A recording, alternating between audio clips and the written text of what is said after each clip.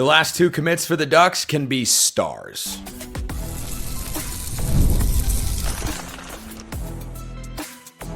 You are Locked On Ducks, your daily podcast on the Oregon Ducks. Part of the Locked On Podcast Network, your team every day. Yes, it is that time once again for Locked On Ducks. I'm your host, Spencer McLaughlin. Thank you all so much for making this your first listen or your first view of the day. It's part of the Locked On Podcast Network, your team every day, and your number one source to stay up to date with the Ducks. Plenty of recruiting talk today. Oregon is ranked 7th in the coaches poll coming into this season. I'll have thoughts on that, and Amari Washington's legend could be about to take off, and that might be my fault just a little bit. But Brian Smith, longtime recruiting analyst, host of the Portal podcast here at the Locked On Network, is here to first talk about Tank Jones and Davon Benjamin, because these are both highly rated guys, 5-star pickups for the Ducks in the last week or so, Brian. It has been a good stretch of recruiting news for Dan Lanning and company, even with Deuce Gerald's going to LSU, a guy that they were certainly in the mix for. But I want to start with Tank Jones. I watch his film. I see a little bit of Mateo Uyunglele, plays a bit of tight end. I see a little bit of Jordan Birch. And of course, above all else, I just see a freakish playmaker out there. What stands out about Tank Jones to you? After meeting him when he was a sophomore in high school, or actually he was still not even, well, anyway, really young. He wasn't even old enough to drive. I'm like, I would take that kid right now in a D-line class. I'm like, okay, this is what it looks like. He was 6'4", 235, and it barely lifted weights yet. As a freshman in high school, 6'4", right. 235. Yeah, like that. Okay. You know, he was that kind of guy. He was a kid that had offers, like walking in the door. Like God gifted him a little differently. Humble kid, very athletic, twitchy and all that. But he's also somebody that was just beginning to learn his craft and still dominating based on just speed and length and stuff. Now he's added some of the polish with it. At most programs, I'm not saying this is going to happen at Oregon, he would come in and be in the 2 deep pretty quick. Oregon's recruited D-line at a top 5 national clip over the last 3 years. I think that's a pretty conservative estimate, maybe even top 3 in the nation. I'm curious to see how quickly he makes it on the field because there's no way he's going to sit. There's just too much talent. Now, I liked your comparison talking about Uyunglele and Birch and some of the – there's some traits with that. But the thing that I think is most important is he could play strong side or weak side, and I do not care because he's just growing into his body in terms of thickness. He's going to be able to hold the edge against bigger guys and still on 3rd and 7, if you wanted him on the weak side, strong, I don't care, bend the edge and get around. That is the ultimate rare skill. His length, his bend, and his twitchiness make him a 5-star recruit. And he likes it. He really likes football. Those are the kind of guys, that extra edge, those are the guys that make it to the NFL. It's one thing to get to Oregon. It's another to do something when you get there. I would be very surprised if Tank Jones is not one of those guys that starts for multiple years and goes to the National Football League.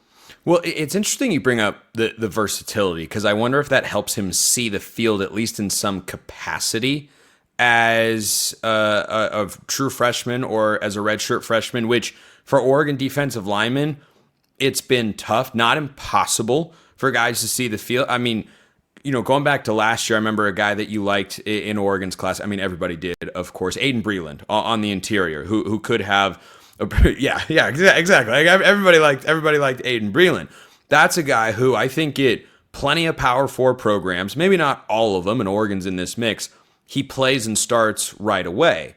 Last year in his true freshman season, we did see him in the Rose Bowl. So by the end of and he wasn't the only true freshman that, you know, grew into having just even a small role on Oregon's defense in his first year. But Breland's a guy who I think could absolutely pop this season. I think if Bear Alexander can't, you know, put together all of his physical traits and experience and maximize his potential, I think Breland might be the next guy up. I mean, he looks incredibly fast and freakish while still being well over 300 pounds. But with Jones, what you hit on earlier, I do think applies to Oregon. Like he has the skill set to see the field, but the depth chart, boy, it's not going to be easy because I suspect Mateo's gone after this year.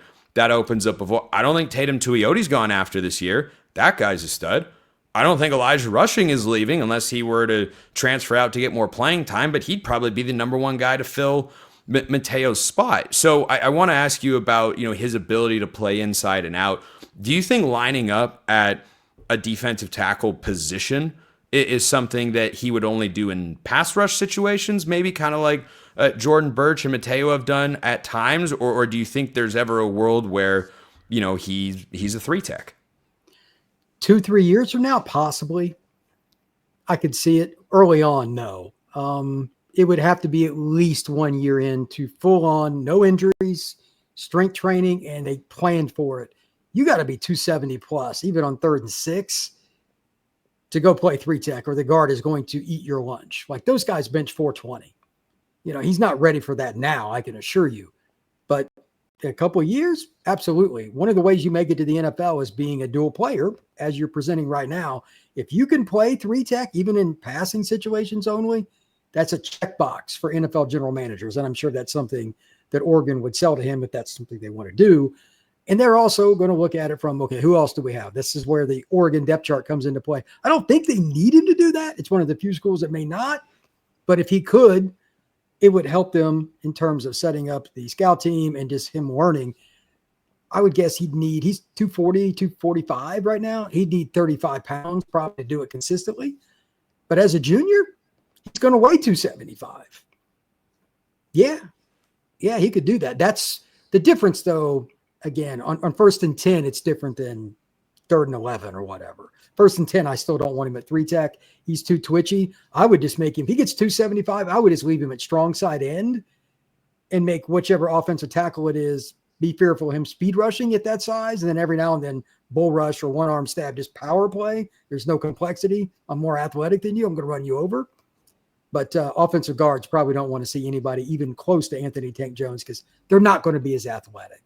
It's a really unfair situation. And I see it once in a while, like Under Armour camps, 5-on-5 camps. They'll take the twitchy defensive end and stick him in front of a guard. And I'm like, come on, man. This is not how it really works. But if you got the run factor involved, that gives you a chance as an offensive lineman. But 3rd and 6 and stuff like that, once he learns his craft and adds some weight, that's a great idea. 2 years from now, we can talk about that. Post Mateo, Oregon's, I'll just call it the end of the defensive line, could have Tank Jones, Nasir Wyatt, who I am such a big fan of. I can't wait to watch him get unleashed in the college football world. Ashton Porter's in the fold. Elijah Rushing's in there. Tatum Tuioti could still be in the fold. I like the outlook at that spot, is what I'm saying. I think Tank Jones can be a guy amongst all those names, but sure. Is Oregon short on names? No, certainly not. Last thing on Tank Jones, we'll get to Davon Benjamin in the next segment. Is there anything you see with him that he can work on or that needs to be improved upon or that makes you go, well, he might not play the first half of his first season in college because of X, Y, or Z? Just technique. He's been so gifted, and this is common basketball, football, baseball, it doesn't matter. He gets away with things because he's just better than you. And that can make you a little bit less receptive to technique. And he loves it. I mean, I've been around him. He's a good kid.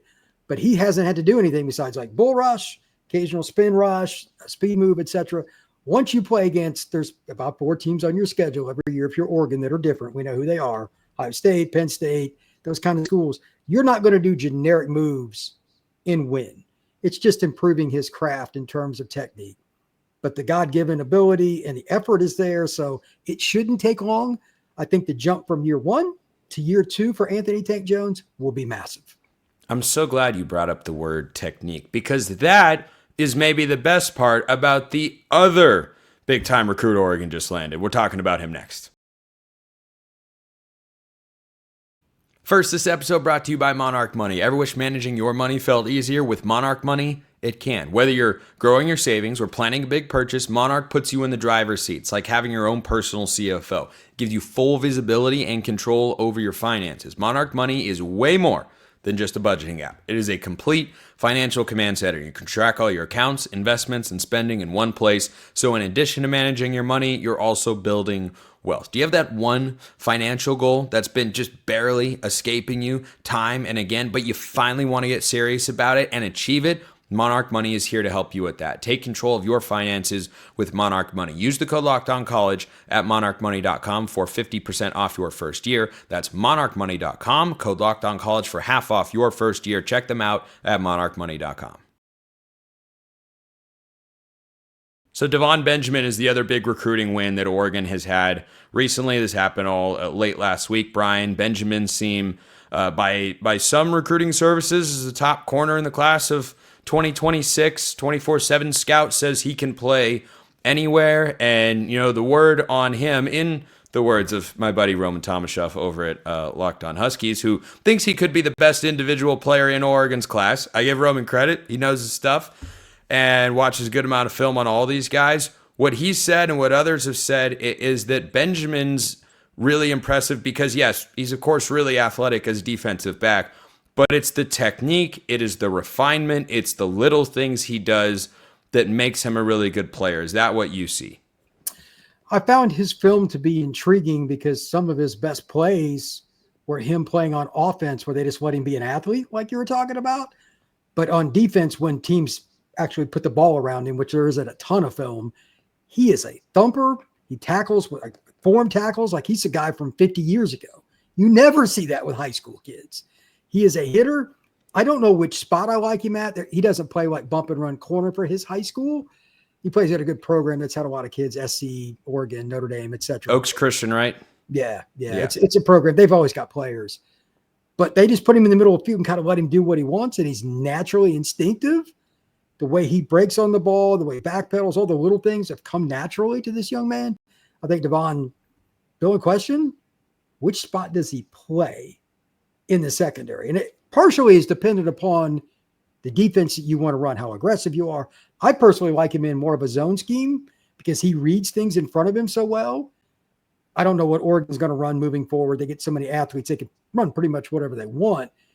If you put him in the back of the defense, let him read, I guarantee he's going to have some highlight hits and some highlight picks throughout his career. He's incredibly instinctive.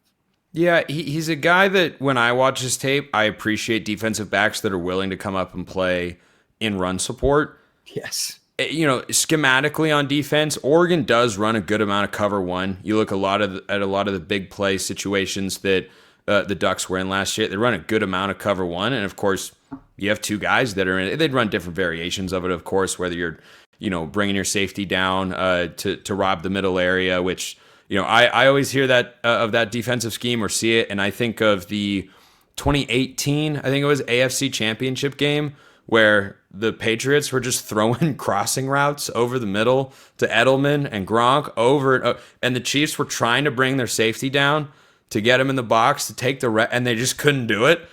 Like they had a guy right there, but it's like it's Gronk and it's Julian Edelman. Like what are you going to do? The guys are really, really good. But Oregon does run that a pretty good amount. Is there any concern in your view of the lack of maybe press man-to-man situations he has on film? Does that lean more towards playing safety or maybe nickel at that point?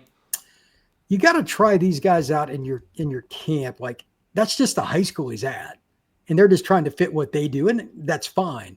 But based on watching his twitchiness and how quickly he accelerates, like I don't know if you've watched the second part of his junior film, the punt return, like he went to his line. Yeah. He's so explosive. You would just have to assume that he could adjust to that if that's what they wanted to do. And he's probably been trained on it. They just don't run it a lot at Oaks Christian. So if you put an elite player like that at corner and the other corner is just a Friday night guy, he's never going to see the ball. So this has been common forever. You put the guy in the middle of the field, he's going to be involved more in the game. We just don't know. But his athleticism, his strength, his ability to drive on the football, I'm not real worried about that at all. If Oregon wants to play him in cover one, maybe it is as nickel. Maybe it is as a boundary. I don't know, but he'll be able to play it. It's just adjusting to the new scheme wherever he goes. He's only 6 feet tall. That's why I lean towards safety or nickel, just because Oregon's recruited some pretty tall corners. Now, they've recruited some tall safeties too. Jet Washington, of course, a 5-star safety in this class, is 6'5", most notably in that category. But, the secondary recruiting, I wrote about this recently over at 750thegame.com, has been revolutionized, I think, in the last couple of years under Chris Hampton's leadership, recruiting those guys and, the players he's brought in, whether it's Naeem Offord, Dorian Brew, Brandon Finney, Ifeoma Badegwu, you just keep going down the list. And this is just another example of that. I wonder where he fits, but like Tank Jones, I see a path for him to succeed, just even though I don't know what that path exactly is, because he can play here, but if Oregon's really good, then you can move him kind of over to this particular position as well. And I think that puts Oregon in a really good spot. Benjamin brings the Ducks up to 17 commits in the class of 2026, which is pretty small, but it's a consensus top 10 class. 24/7, which is what I consistently look at, it's got it number 7 nationally. Rivals has it higher than that. I think On3 has it a little bit higher than that as well. What's your general takeaway, Brian, on what Oregon has done these last couple of cycles? I suspect they're sitting at 17. They probably get to 20. I don't think this class is going over 21. And you had their first 2 recruiting classes were over 25 players. Last class was 19 kids total. What do you make of what Oregon has done? They needed to upgrade the talent, and they wanted to do it quickly, so they took more numbers when Dan first arrived in Eugene. Job done. Secondarily, with this class, they're going over quality, and they're going, I don't know, this kind of odd with them being the Ducks, but big game hunting. They're not hunting Ducks, they're hunting big-time recruits, and it just takes longer. They're still trying to flip certain kids. They're in on other guys that haven't decided, but they're going after, as like 24/7 and everybody else that does this industry and recruiting, the elite players who usually take longer to decide. I love the approach. It's the same one, just for reference, that a guy you've heard of used forever. His name was Nick Saban. By the way, didn't Dan work for him? That's right. Oh, then he worked for Kirby, who uses that. Do you see the pattern here? I do. You have to be rewarded for your patience, so there's no reason to do it. These guys keep doing it over and over, and it's working. So if you rush out and get a whole bunch of commitments, that can work. Like USC did it this year, and that's fine, but they're the exception, not the rule. The best recruiting are the programs like Oregon, like Ohio State, like Michigan, like Texas. They take their time, they find the kids they want, and they stick with it. Now, you're going to miss on some guys, and the Ducks might lose 1 or 2 kids, because everybody does down the stretch. But I've said it to you before on this show, and I'll say it again. Lanning and his staff do a tremendous job of flipping players during the season. I'm still going with 2 flips between now and the end of national signing day. You want to go higher or lower on that, Spence? I don't really look at the names. I mean, two is out there. Probably the number. Let's close with that thought, because is 3 or 4 flips, that seems high with the caliber of player that Oregon is consistently going after. Like, they're not going to go flip a kid. Not that, players can't be developed so they come to Oregon, of course. I'm not going down that ridiculous rabbit hole. But, Oregon's not going to go out and flip 3-star. Like, just an example that Oregon has on the roster. Devin Brooks, I think he went to Clackamas High School, big kid, huge but multi-year project from a body standpoint to get him ready to play. I don't think that's the sort of flip Oregon's going to go out and try and make. It'd be somebody like a Naeem Offord or a Dorian Brew or a DeCorian Moore, or who, guys that have seriously high profiles. The one that I hear tossed around the most often, Brian, is Zion Ely, who is the number 2 player in the country. And I'm going to give everybody out there 5-second trivia and see if you can tell me where Zion Ely is committed. You have 5, 4, 3, 2, 1. I know Brian knows. I know. But did you know the number 2 player in the country is committed to Maryland? Well, here we are.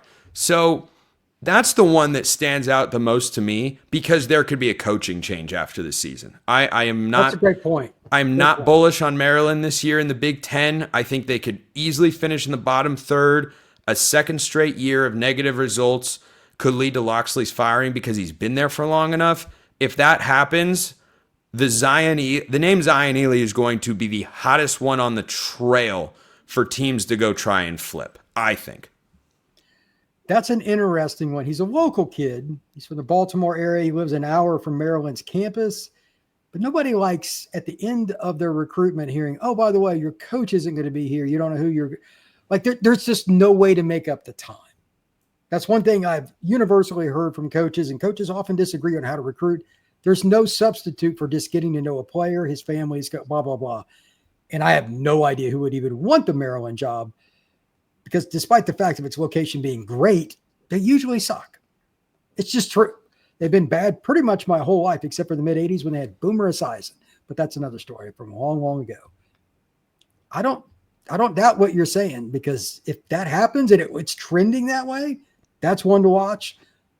And there's probably some kid that we're not even aware of that they're speaking with. Could be a kid in Florida, a kid in Kansas. I have no idea, but the Ducks will find somebody. So this is smart recruiting, and they'll end up in the top 10 conservatively. It's not out of the question they finish in the top 10 or top 5. They'd have to pull a pretty high profile flip. Chris Henry Jr. Anyway, I'm just going to try and speak that into existence. Brian Smith, Portal Podcast, longtime recruiting analyst. Great as always. Oregon in the coaches poll. Overrated, underrated, or Goldilocks just right? First, this episode brought to you by 5 Hour Energy. Time to fuel up and turn it up with 5 Hour Energy Transfusion. It brings the bold grape, ginger, and lime flavor of your favorite golf drink, minus the alcohol, of course, into a quick, energizing shot. Whether you're sinking birdies or just making memories with friends, this one's a hole-in-one for your energy game. Let's be honest, some days, whether you're on the course or off of it, you need an extra boost to stay sharp and energized. That is where 5 Hour Energy comes in. If you're trying to play a few more extra holes, but you're just feeling a little down, the sun's been beating down on you all day, you've been walking and it's just, you've been hacking around in the weeds too long, you need a little pick-me-up, 5 Hour Energy is right there for you. Go to 5hourenergy.com. That's the number 5, hourenergy.com. You can use my promo code LOCKEDONGolf to get 20% off your order. This offer is only valid until September 30th, and one order cannot be used with other promotions. The code is not good on subscription orders. Whether you're meeting up with friends or trying to turn 18 holes into 36, get the energizing boost you need to power through. Order transfusion flavored 5 Hour Energy shots today.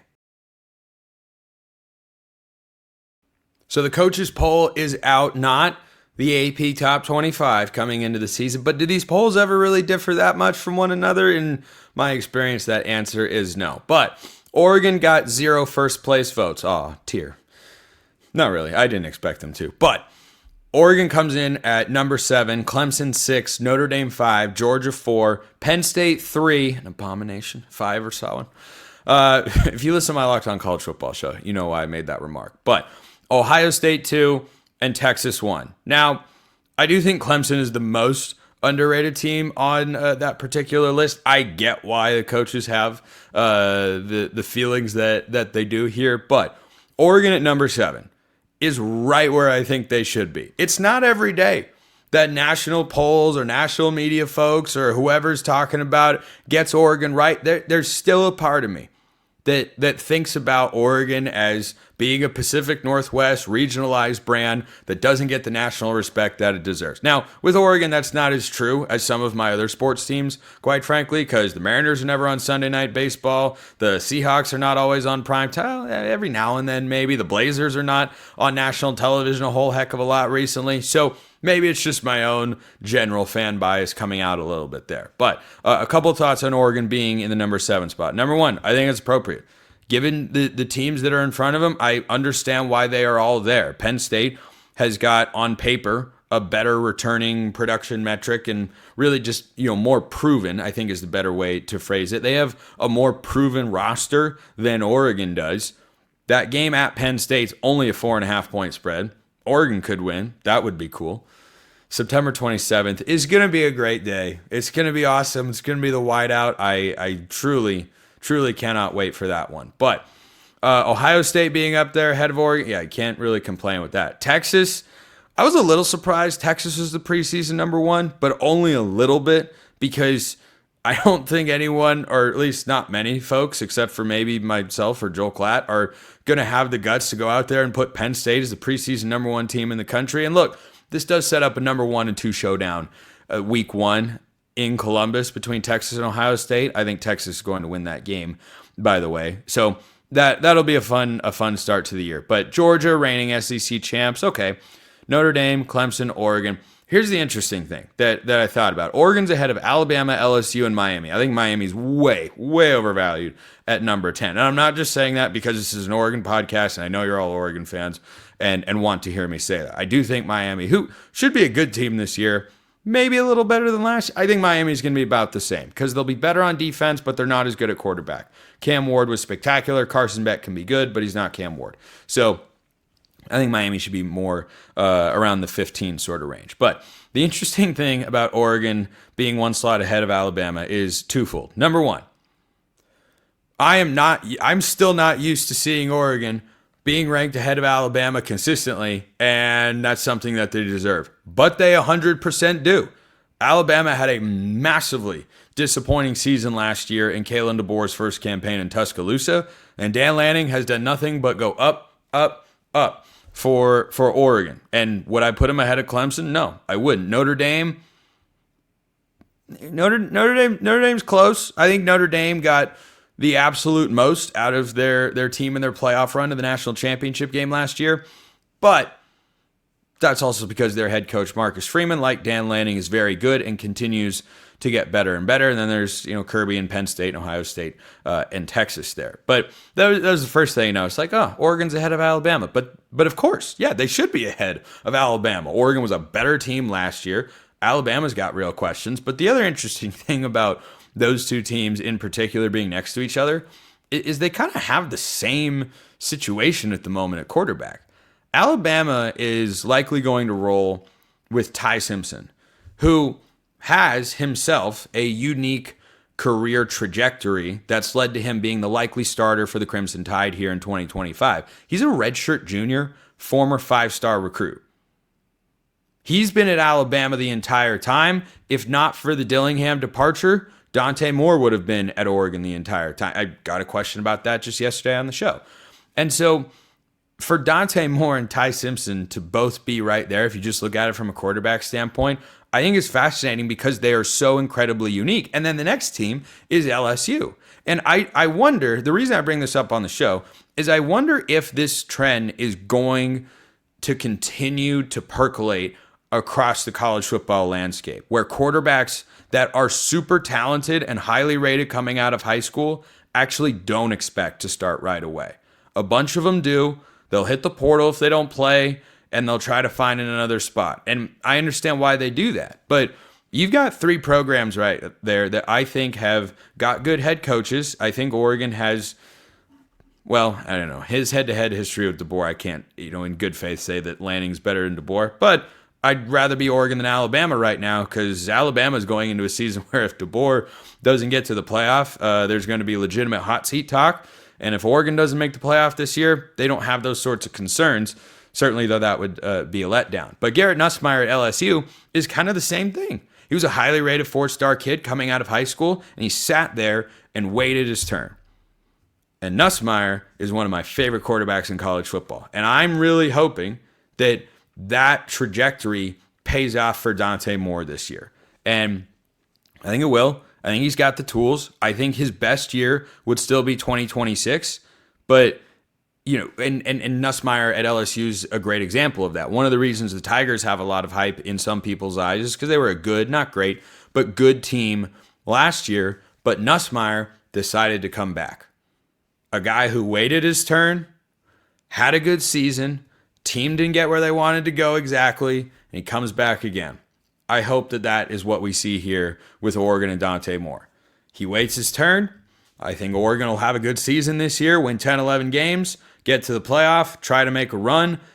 If they don't win the national championship, Dante Moore says, I want to come back and go for it before going off to the NFL. So thought that was interesting, but curious as to all of your guys' thoughts. Do you think Oregon at 7 is too high, too low, or Goldilocks just right? I am in the Goldilocks camp myself. So before I finish with our trivia question of the day, I have to take accountability here.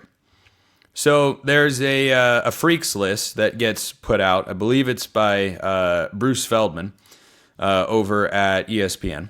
The Athletic. He's at the Athletic and Fox, and he goes through measurables in the college football world and figures out who are the biggest physical freaks. Who are the guys that are just going to pop? Well, as chair, the self-appointed chair, let's not forget that, and this dates back many, many months here on this program, like since January or so. I am chair of the Amari Washington fan club, and I take that title very humbly and with a great amount of honor and respect for what it entails. Well, maybe Bruce Feldman listens to the show. Maybe he just knows that Washington could be really good. So listen to this. Quote, he's number 4 on the freaks list, by the way. Quote, the 6'3", 338-pound Washington is of the caliber of elite D lineman head coach Dan Lanning saw while in the SEC. His numbers made me do a triple take when the staff sent them over. To be that massive and clock 20.89 miles per hour and vertical jump 36 inches is mind-blowing. Washington squatted 755 pounds, bench pressed 475, and power cleaned 385. And then he goes on to note he'll have a bigger role without Jamari Caldwell and Derek Harmon in the fold. I tend to agree. Okay, Dante Moore recently made a bit of news in the Oregon podcast and content space, and I touched on it here on the show, when he said, I top out at 21 miles an hour. Like, whoa, that's pretty fat. Well, it seems as if Dante Moore was running at full speed, Amari Washington, if he took the right angle, could track him down, or could at least be within striking distance there. Just ponder that. That is awesome that Amari Washington landed on that particular list. That's probably my fault. It's probably the secret's out now. That's my bad. Coach Lanning, if you guys are trying to hide him from the world, my bad. My bad. That's on me. So, that one might fall on me. But man, I'm excited to watch that guy play football this year. It's gonna be really fun. So, let's wrap with Oregon trivia as usual. I was correct. This is one of my better polls to date.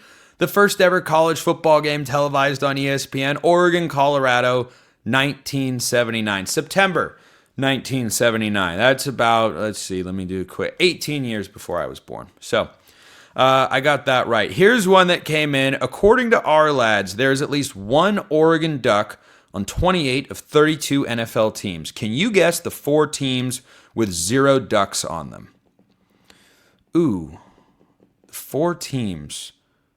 I don't know what Duck my Seahawks have. So I'm going to put the Seahawks in there. The Saints, no. The Bucks, no. I don't know who's on the Panthers right now. I'm gonna put the Panthers in there. The Giants. I don't know. I feel like Terrence Mitchell's randomly floating around on one of these teams. I'm gonna say. Is there a Duck on the Raiders? Who's the Duck on the Raiders? I don't think the Raiders have one. I know the Colts do. The Jags. Who'd be on the Jags? This is a good one. This is a good one. You guys are buying into this segment. I can't get enough of it. I'm